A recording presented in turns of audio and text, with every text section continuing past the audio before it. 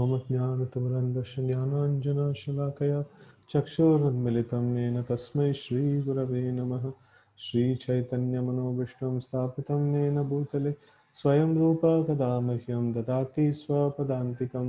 वन्देऽहं श्रीगुरून् श्रीयुतापदकमलं श्रीगुरून् वैष्णवांश्च श्रीरूपं साग्रजातं सवनरघुनाथान्वितं तं सजीवं साद्वैतं सावधूतं परिजनसहितं कृष्णचैतन्यदेवं श्रीराधा कृष्णपादान् सगण ललिता श्रीविशाखान्वितांश्च हे कृष्णकरुणा सिन्धु दीनबन्धो जगत्पते गोपेश गोपिका कान्त राधाकान्त नमोऽस्तुते तप्त काञ्चन गौराङ्गी राधे वृन्दावनेश्वरी वृषभानुसुते देवी प्रणमामि हरिप्रिये वाञ्छाकल्पतरुभ्यश्च कृपा सिन्धुभ्यैव च पतितानां पावनेभ्यो वैष्णवेभ्यो नमो नमः।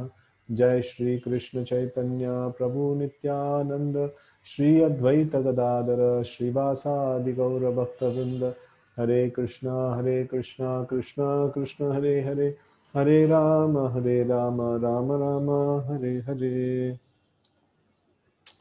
So we will continue our reading from the second canto, 9th chapter, 30th shloka. यावत् सखा सख्युरिवेश ते कृतः प्रजा विसर्ग विभजामि भोजनम् अविक्लवस्थे परिकर्मणि स्थितो मामे सुमन्नद्द मदोजमानिनः.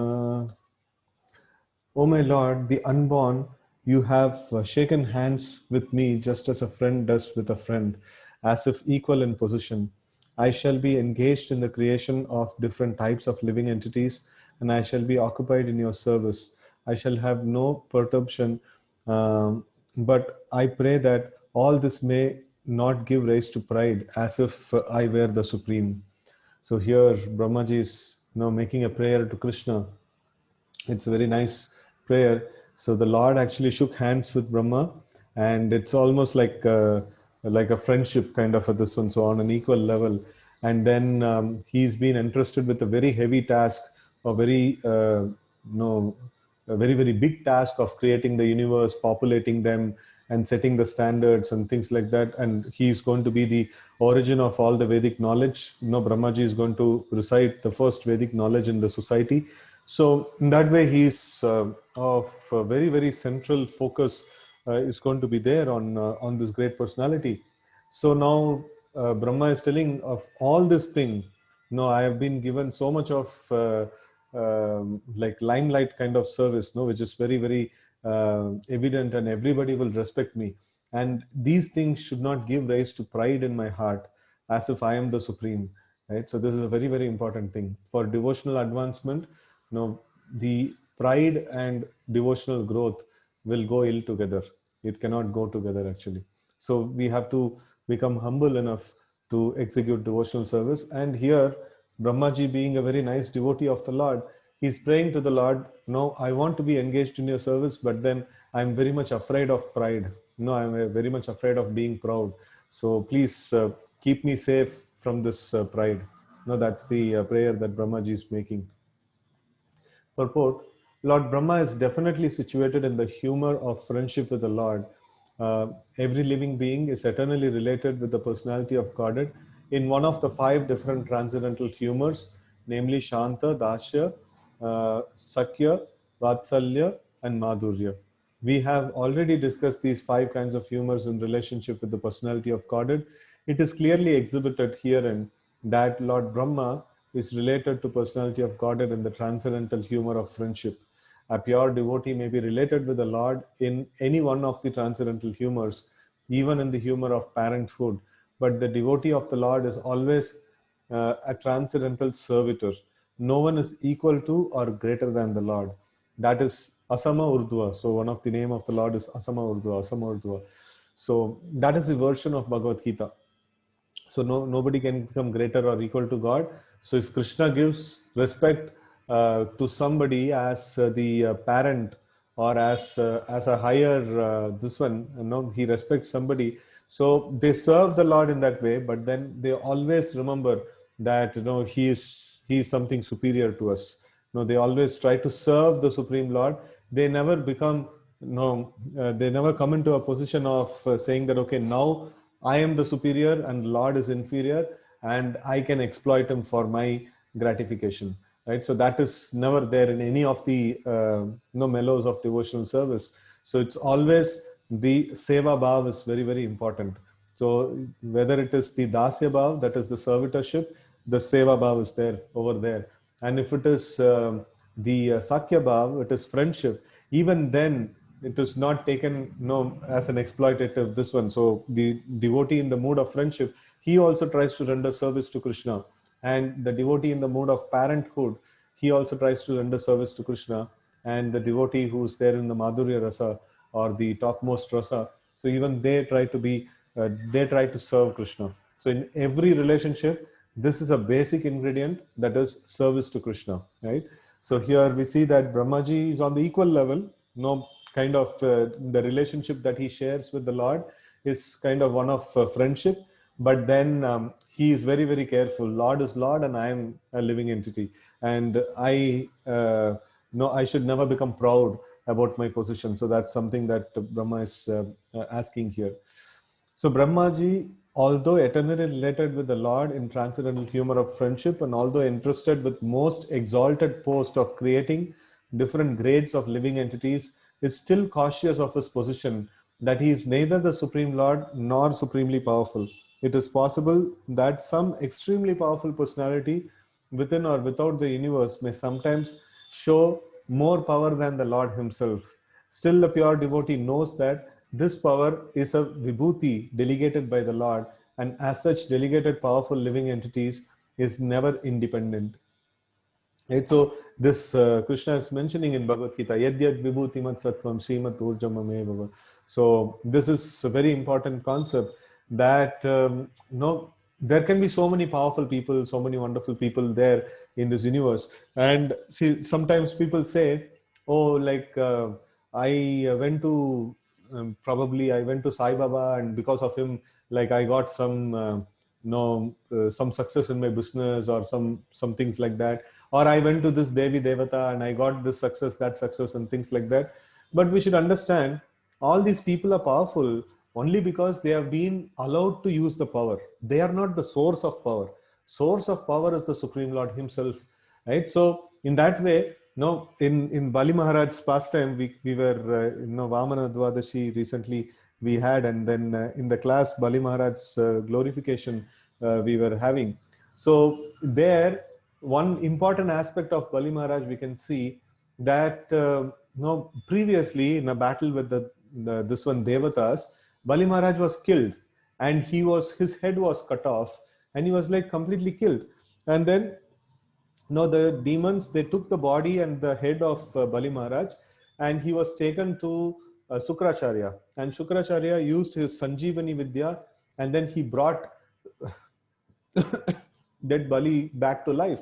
And then they performed some very powerful yajna, Vishwajit yajna, and then made Bali very, very powerful, right? So now Shukracharya is bringing Maharaj Bali back to life, and then he is performing sacrifices just to make him very, very powerful. So all these things Shukracharya is doing. And when Lord Vamana comes, so at that time, Shukracharya says, hey, this is Supreme Lord. No, don't give everything that he is asking for. No, this is Supreme Lord, and he has come here with a plan to snatch everything from you. So then Bali Maharaj says that, you see, like every scripture is talking about surrendering to the Supreme Lord. Every scripture is talking about to render service to the Supreme Lord. No, you have done so many things for me. I'm very thankful to you. No, that's all okay. But then you are prohibiting, or you are stopping me from surrendering to the Supreme Lord. So no, you are no more a spiritual master to me. So I am going to surrender to the Supreme Lord. Right? So this is a very important point. Where this person, Bali, has got so much of benefits from Sukracharya, He has got his life back. He has worked very hard. Shukracharya has worked very hard to make Bali very powerful and things like that. So, but still, when it comes to the point of surrendering to the Supreme Lord, okay, you might have done all this thing. It is, I'm very thankful and I'm very grateful to you. But then, my ultimate source is the Supreme Lord, and I must surrender to the Supreme Lord. So that is a very important thing, right? So that's a very, very important thing. Otherwise, it will be like, if we can imagine, like we have some children, and then this one, somebody in the street, they are giving some lollipop, they are giving some sweets and things like that. And after that, they say, hey, you don't go to your parents. No, you come with me. I gave you sweet, right? So you come with me. So it is something like that. Going behind some some Devi Devata or some Baba and things like that. So leaving aside Krishna, it is like that. No, they have given some lollipop, some sweet. That's okay. Just because that I cannot give my father, I cannot give up my father, I cannot give up my original source of my existence, and I cannot give up that personality who's staying as Paramatma in my heart forever. Just for some Devi Devata or some Baba, right? So that is the important aspect, right? So we should understand anybody may exhibit any amount of power. Anybody would have helped us so much in the material world. We will offer our thanks and gratitude to them. But my original source is Supreme Lord, and I must surrender unto the Supreme Lord. So that's a very important fact. And in Bali Maharaj's pastime, we can actually see that very, very clearly. Right? So here we see, it is mentioned sometimes the devotees of the Lord or somebody else may exhibit great power. So for that, Srila Prabhupada is citing the example of Hanumanji. So let's read that. Sri Hanumanji crossed the Indian Ocean by jumping over the sea, and Lord Sri Ramachandra engaged himself in marching over the bridge. But this does not mean that Hanumanji was more powerful than the Lord. Sometimes the Lord gives extraordinary power to his devotee, but the devotee knows always the power belongs to the personality of Godhead, and that the devotee is only an instrument. The pure devotee is never puffed up like the non-devotee class of men who falsely think that they are God. It is astonishing to see how a person who is being kicked by the laws of Lord's illusory energy at every step can falsely think of becoming one with the Lord. Such thinking is the last snare of illusory energy offered to the conditioned soul. Right. So this is the norm. One is that we want to enjoy separate from the Lord, and then the highest peak of the material influence is that I want to become God. So that is the highest peak of material influence. And many so-called Babas and different ammas and babas and things like that. They want to become God. They want to portray themselves as God to people in general, and then they receive worship, as if they are God. So that is very, very clear in Bali Maharaj's pastime, that we cannot accept anyone and everyone as God. We have the Paramatma, and he is our supreme origin, and he is our God, and he should be worshipped. And anyone else posing themselves as God, so first of all, they are in the deepest illusion. They are thinking themselves to be God. So this God who's falsely claiming themselves to be God will age one day and will die one day, right? So, but God will never die. So God is God all the time, right? So the first illusion is that he wants to become Lord of the material world by accumulating wealth and power. But when he is frustrated in that attempt, he wants to be one with the Lord. He wants to merge in the existence of Lord. So both becoming most powerful man in the material world and desiring to become one with the Lord are different illusory snares. And because the pure devotee of the Lord are surrendered souls, they are above the illusory snares of Maya. Because Lord Brahma is a pure devotee, even though the first dominating deity in the material world and therefore able to do many wonderful things, he would never, like the non-devotee with a poor fund of knowledge, have the audacity to think of becoming one with the Lord. Poor fund of knowledge, people with a poor fund of knowledge should take lessons from Brahma when they are puffed up with the false notion of becoming God. Factually, Lord Brahma does not create the living entities. In the beginning of creation, he is empowered to give different bodily shapes to different living entities according to their work during the last millennium. So, no, Brahmaji is not creating life. Brahmaji is just supplying the bodies for all the living entities, who have in the last creation, whoever were, did whatever things according to their karma. So the bodies have to be given now, and the whole universe is empty. And how will anybody give body to somebody? So there should be some kind of a procreation. There should be some kind of like expansion of family in that way. So that is why these initial people are called as the Prajapatis. So those people who created Praja, those people who created progeny in the universe. So Brahma had to do this task, and he creates the Daksha, he creates the Manu, he creates many rishis and munis and people like that, all from his own body. He creates all of them, and then further they create further population and things like that. So in this way, Brahma had to do all these things. So Brahma doesn't create life. Brahma only gives bodies to the living entities who are waiting to get bodies, right? So Brahma's duty is just to wake the living entities from the slumber and to engage them in their proper duty. The different grades of living entities are not created by Brahmaji by his capricious whims, but he is entrusted with the task of giving the living entities different grades of body so that they can work accordingly. And still he is conscious that he is only instrumental, so that he may not think of himself as the supreme powerful Lord. Devotees of the Lord are engaged in specific duty offered by the Lord, and such duties are successfully carried out without hindrance because they are ordained by the Lord. The credit of success goes to the doer. Credit of success goes not to the doer but to the Lord. But persons with poor fund of knowledge take credit of success into their own account and give nothing to the credit of the Lord. That is the symptom of non-devotee class of men. So we can even see that sometimes people get very, very dejected because they are everything that they did in their life became failure or something like that. Or sometimes people become very, very proud because everything in their life is going on very amazingly. So this pride and dejection both are two sides of the same coin. Those people who are too much dejected because of failure, they will also become proud when success comes, right? So these two things are two sides of the same coin. A person who's not in fact, Krishna explains this particular thing, samatvam yogam uchyate, right? So harsham harsha, what is that?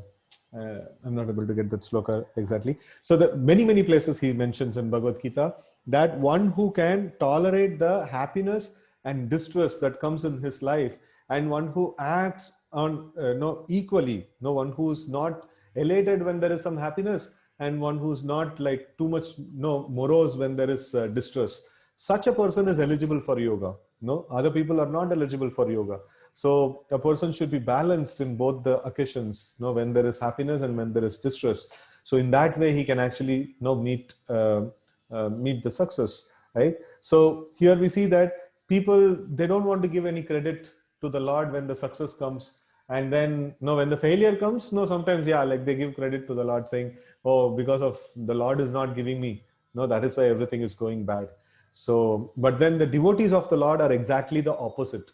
So they say, whenever there is miseries, they say, yeah, I would have committed so many sinful activities, this is very, very less. Lord is very merciful, he is giving me very less punishment. And when there is something good that is happening, oh, this is all simply the mercy of the Lord, I don't have any good only. I don't know why the Lord has given me even this. So that is the nature of devotees. And the nature of non-devotee is nature of an atheist, or not atheist, basically non-devotee is that when something good happens in their life, they will take all credit to themselves. And when something bad happens, they will put everything on the Lord, right? So, but in actuality, both are given by the Lord. And a pure devotee of the Lord, he always has this one. He is completely detached from whether happiness or distress that comes in the life. His personality is the same. He is going to act the same way, whether there is too much of happiness, whether there is too much of distress. Nothing is going to change in his life. He is just going to go on in the same way. Right? Text 31. Shri Bhagavan Uvacha Jnanam Parama Guhyam Me Yad Vijnana Samanvitam Sara Sarahasyam tad angam cha grihnan gaditam maya. So here, after this is going to be the Chaturshloki, like Bhagavatam is going to come within a short while. So we'll see this particular shloka. Translation: the personality of God had said, knowledge about me as described in the scriptures is very confidential and it has to be realized in conjunction with devotional service. The necessary paraphernalia for that process is being explained by me. You may take it up carefully. So it's after this, what Lord is going to say is the original 4 shlokas of Bhagavatam. That's the root of the Bhagavatam. No, that's in nutshell the whole philosophy, the whole Vedic literatures, all that needs to be expanded into the Vedic literatures is being spoken in just in 4 shlokas. So, anyways, like no, we'll read the purport and we will continue to those Chaturshloki. Lord Brahma is the topmost devotee of the Lord within the universe, and therefore the personality of God had replied to his 4 principal inquiries in 4 important statements, which are known as the original Bhagavatam in 4 verses. These were Brahma's questions. What are the forms of the Lord, both in matter and in transcendence? And how are the different energies of the Lord working? How does the Lord play with his different energies? And how may Brahma be instructed to discharge the duty entrusted to him? So these are the 4 questions that Lord Brahma is putting. So we will read the questions again. What are the forms of the Lord, both in the matter and in transcendence? And how are the different energies of the Lord working? How does the Lord play with his different energies? And how may Brahma be instructed to discharge the duty entrusted to him? Right. So this is the 4 questions, and for this 4 shlokas, Lord will answer the this one, and that becomes the root of all knowledge. That becomes the Chaturshloki Bhagavatam. The prelude to the answers is in this verse. Is this verse under discussion? Is this the verse under discussion, wherein the Lord informs Brahma that knowledge of him, the supreme absolute truth, as it is stated in the revealed scriptures, is very subtle and cannot be understood unless one is self-realized by the grace of the Lord. So why it is put as grace of the Lord? Because it is clearly explained in the Bhakti Yoga. Bhakti Yoga means grace of the Lord. No, all other yoga processes, it involves some kind of a procedural progress and things like that. But in Bhakti Yoga, nobody can tell a procedural progress. That means if you chant 16 rounds for 10 years, you will get Krishna. No guarantee. No, it's what is a process then? It is if you chant and if you manage to please the Lord and if you manage to get the grace of the Lord, then you are perfect. Then you are perfect. So that's the most important aspect in the Bhakti Yoga. So that is why it is taken here as one cannot understand about the Supreme Lord until unless he's been he's come to the point of self-realization by the grace of the Lord, right? So that's very important. The Lord says that Brahma may take the answers as he explains them. This means that transcendental knowledge of the absolute supreme being can be known if it is made known by the Lord himself. By the mental speculation of the greatest mundane thinkers, the absolute truth cannot be understood. The mental speculators can reach up to the standard of impersonal Brahman realization, but factually, complete knowledge of transcendence is beyond the knowledge of impersonal Brahman. Thus, it is called the supreme confidential wisdom. Out of many liberated souls, someone may be qualified to know the personality of Godhead. In the Bhagavad Gita, it is also said by the Lord himself that out of many hundreds of thousands of people, one may try for perfection in human life, and out of many liberated souls, one may know him as he is. Vasudeva sarvamiti sa mahatma sudurlabha bahunam janmanamante jnanamam prapadyate. Right? So therefore, the knowledge of personality of Godhead may be attained by devotional service only. Rahasyam means devotional service.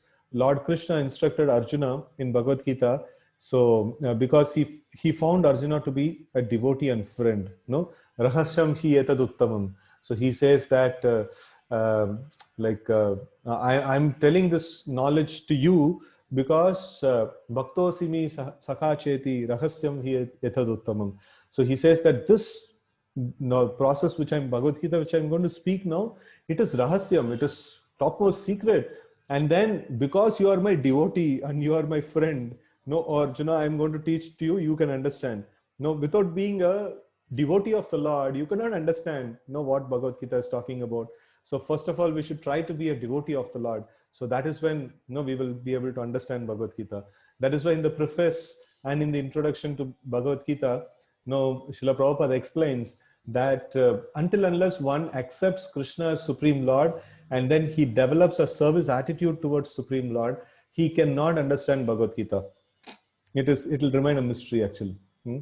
So this rahasyam means devotional service. Lord Krishna instructed Arjuna in Bhagavad Gita because he found Arjuna to be a devotee and friend. No, Bhaktosimi Sakacheti, right? So this he finds himself to be a devotee and friend. Without such qualification, one cannot enter into the mystery of Bhagavad Gita. Therefore, one cannot understand the personality of Godhead unless one becomes a devotee and discharges devotional service. This mystery is love of Godhead. Therein lies the main qualification for knowing the mystery of the personality of Godhead. And to attain the stage of transcendental love of Godhead, regulative principles of devotional service must be followed. So what is the regulative principles of devotional service?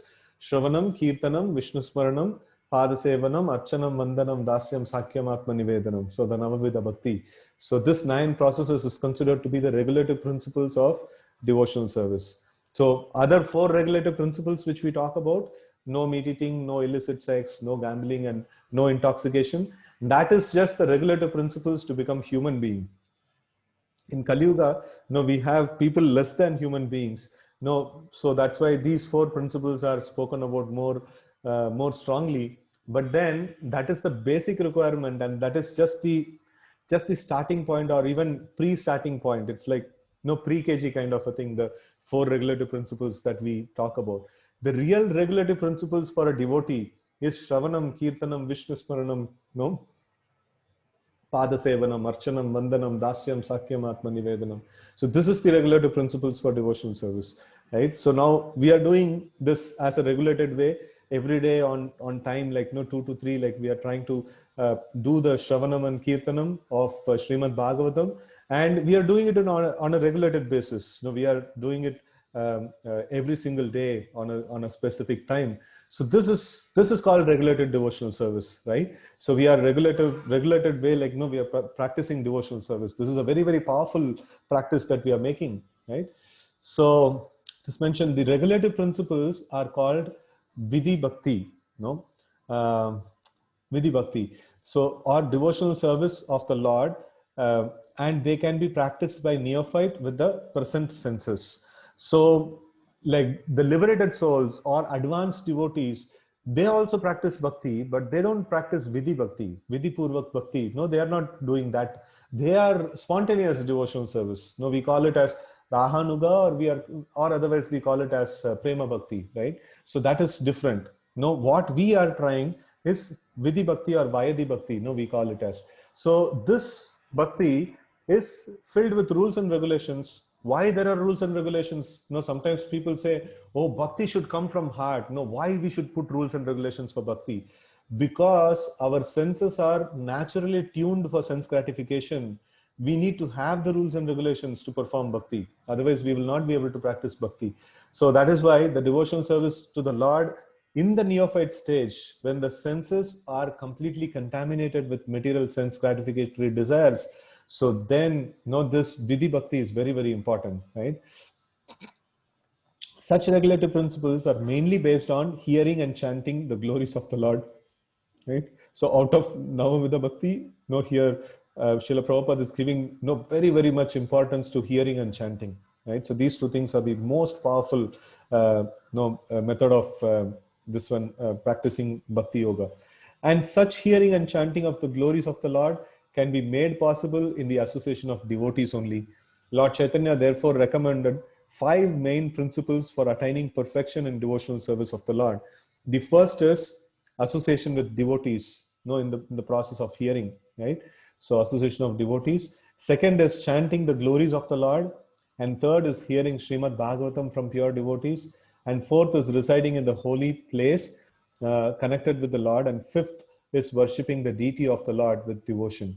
So these are all the five very potent, no, very, very potent forms of devotional service, right? So, like again, we will repeat what are the five things. The first is association with devotees, and that is for the purpose of hearing, and then also serving the devotees. Like no, generally, like our community of devotees, they invite devotees to home, and they do Vaishnav seva. So they feed one another, and then they offer gifts to devotees. And it is mentioned in the nectar of instruction, Upadeshamrita, that dadati pratigrinati gugyamakyati parchati bhungte bhojayate saiva, shadvida priti lakshanam. So these things must be practiced amongst devotees. So they must invite devotees to home, and they should feed them with prasadam, and then they should try to give gifts to devotees, and then receive gifts from devotees. And no, same way, like we have to serve prasadam, and we have to accept prasadam from devotees, and then we have to reveal our mind and confidence to the devotees, and we should hear from other devotees also, right? So this is the devotee association means, no? So that is what is mentioned in the Upadeshamrita. And then the second is chanting the glories of the Lord. So we are chanting the names of the Lord. That is very nice. And also we are discussing Bhagavatam also. So that is also glories. And then third is specifically hearing Srimad Bhagavatam. No, this is one thing that we are doing every single day, that hearing Srimad Bhagavatam. So like at least we are hearing from Srila Prabhupada's purports. That is amazing actually. And then fourth is residing in the holy place, connected with the Lord. So if we are not able to reside in some holy dham, so then we can reside, we can actually make our home the holy place, where the Lord resides. We can serve the Lord very nicely, then the home itself becomes a very holy place. And then fifth is worshipping the deity of the Lord, with devotion. So these are all the five very potent forms of devotional service. Such rules and regulations are parts of devotional service. So as requested by Lord Brahma, the personality of Godhead will explain all the above four questions put forward by Brahma, and others also, which are parts and parcels of the same questions. Okay, so next shloka. Yavanaham yata bhavo Yavanaham yata bhavo yadrupa gunakarmaka tataiva tattva vijnanam astutte mad anugrahad. All of me, namely my actual eternal form and my transcendental existence, color, qualities, and activities, let all be awakened within you by factual realization out of my causeless mercy.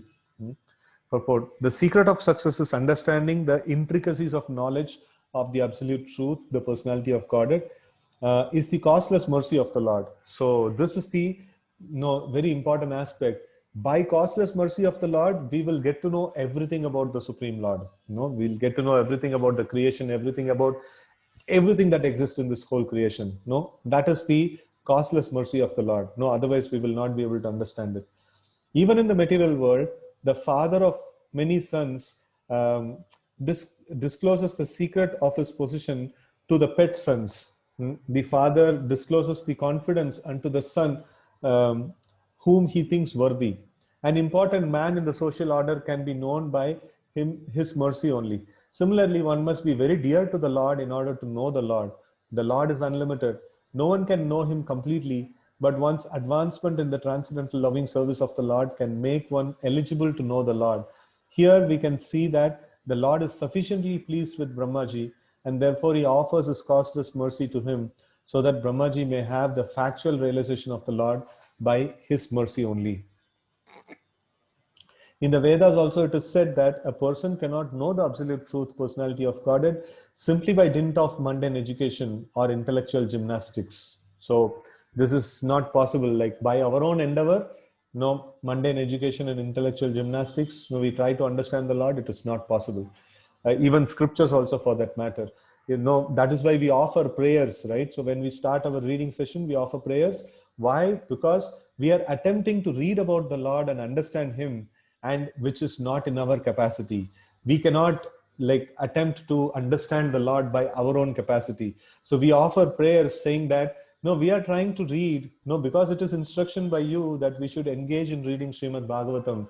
But then we want to understand you. we are very, very sure that by our reading, we are not going to understand you. But if you are merciful to us, if you can shower your mercy upon us, then we can know you, right? So that is the mood in which we actually offer the prayer. And that is the mood in which we approach the scripture. It is not that I have the scripture in my hand and I will master the scripture. No, we will be the fool number one. We will not be able to do that. No, we need to get the grace of the Lord. We need to be favored by the Lord. No, that is when we will be able to understand what the scriptures are talking about, right? So one can know the supreme truth if one has unflinching faith in bona fide spiritual master as well as in the Lord. Such a faithful person, even though illiterate in the mundane sense, can know the Lord automatically by the mercy of the Lord. So this is one very important shloka's translation Prabhupada is writing here. So this is like Yasha Deve Parabhaktir Yata Deve Tata Guru Tashyate Katita Hi Artha Prakashante Mahatmanah. So this is the shloka that is Prabhupada is writing here. So Yasha Deve, no, there is the Supreme Lord, Yasha Deve, like Yasha Deva Parabhaktir Tata Yata Deve Tata Guru. So like both the spiritual master, one who has faith, like both in the spiritual master and the Supreme Lord, and he faithfully renders service to them, right? So and to such a person, no, tashyate katita hi artha prakashante mahatmanah. So like for them, the revealed scriptures, the truth about the revealed scriptures, it is not learned from the process of reading. It has to be prakashante. It has to be illuminated in our heart. The truth about the scriptures, the truth about the Lord, it has to be illuminated in our heart by the Lord. And when the Lord will illuminate that kind of this one, that is also mentioned in Bhagavad Gita. Tesham evanukampartam aham ajnana jam tamaha. Like, what is that? Nashayami atma bhavasto jnana deepena bhashvata. So he says that it is the Lord who lights the lamp of knowledge within our heart. And for that, the Lord must be pleased. It is not by my endeavor. It is by the grace of the Lord, that we will get. Right? So, and the Lord is not obliged. We cannot say, just like a shopkeeper, no, I have given you this money, you get me the product. No, we cannot demand it like that. No, I have done all this, what is need to be done, and then why you are not giving me the knowledge? We cannot question the Lord. No, Lord will give whenever he wants, and he is beyond any question. So in that way, we are dependent on the grace of the Lord. It's a very, very important point. We are dependent on the grace of the Lord. On our own, we cannot do anything, right? So such a faithful person, even though illiterate in the mundane sense, can know the Lord automatically by the mercy of the Lord. So even if somebody is not very educated, he doesn't know even how to read the scriptures. He doesn't have even literacy, basic literacy also. But if he has faith in the spiritual master, and if he has faith in the Supreme Lord, and if he is favorably engaged in serving them, then if the spiritual master is pleased with them, then all that needs to be known will be known within the heart, right? So that's the power of Krishna consciousness. In the Bhagavad Gita also, it is said that the Lord reserves the right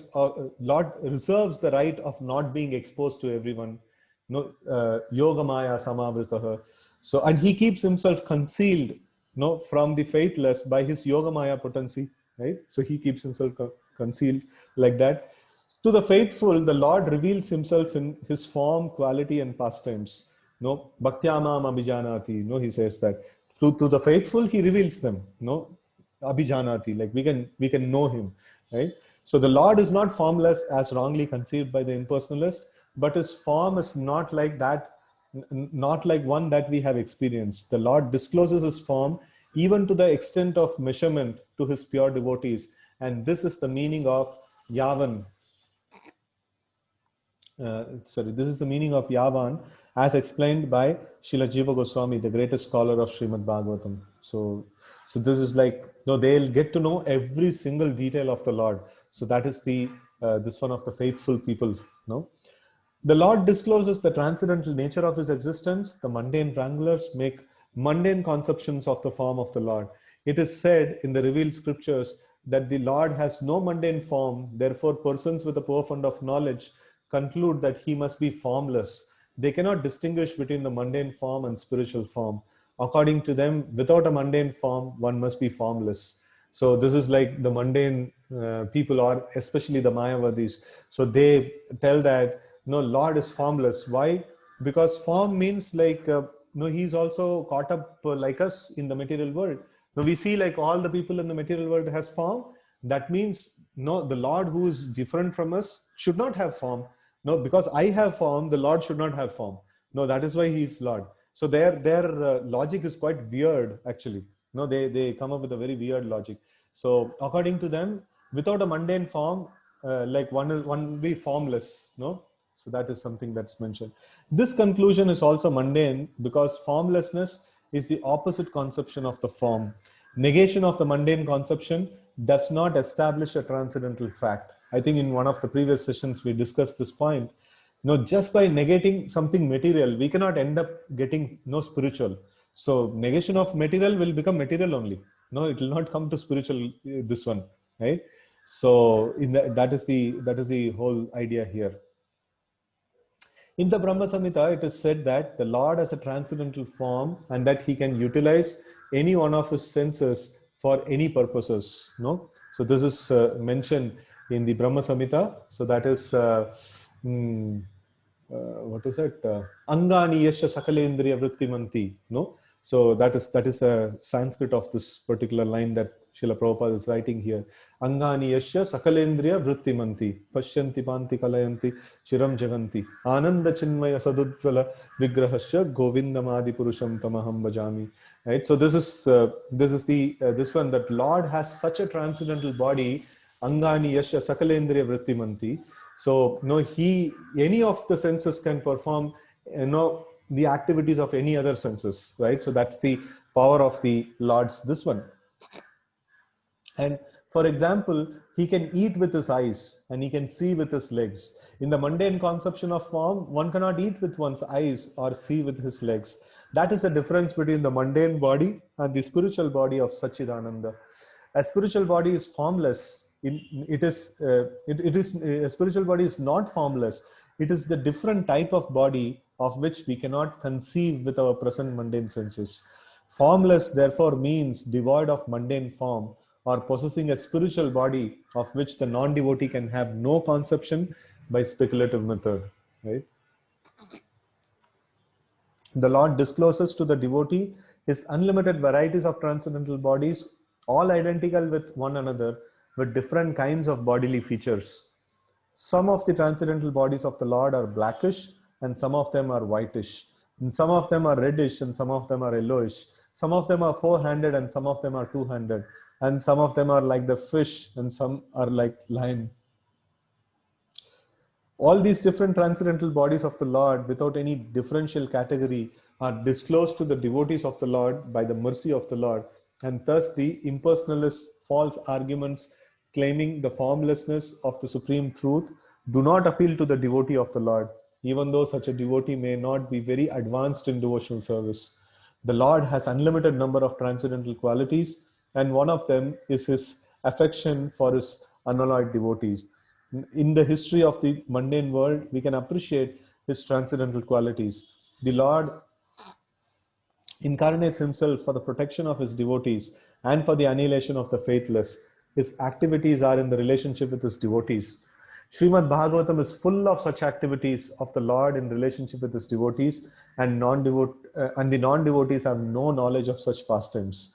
The Lord lifted the Govardhan hill when he was only 7 years old and protected his pure devotees at Vrindavan from the wrath of Indra, who was overflooding the place with rain.